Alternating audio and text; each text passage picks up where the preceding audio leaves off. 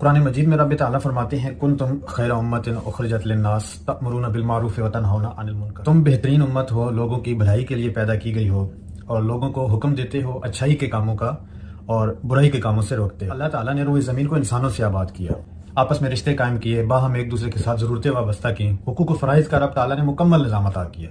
آپ تصور کیجئے کہ آپ ایک دن رات کو سوئیں اور جب صبح اٹھتے ہیں تو آپ دیکھتے ہیں کہ آپ کے ارد گرد کوئی زیرو موجود نہیں ہے، آپ بالکل اکیلے ہیں، سب مر چکے ہیں، گویا آپ اس دنیا کے اکیلے مالک بن گئے۔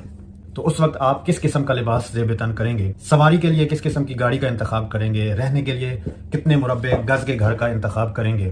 اب آپ کے پاس گھر، بنگلہ، گاڑی، پیسہ وغیرہ، خوشی کے تمام اسباب ہونے کے باوجود آپ کو خوشحال نہیں کر رہے۔ کیوں؟ اس لیے کہ آپ کے پاس خوشی بانٹنے کے لیے کوئی نہیں ہے، آپ اکیلے ہیں۔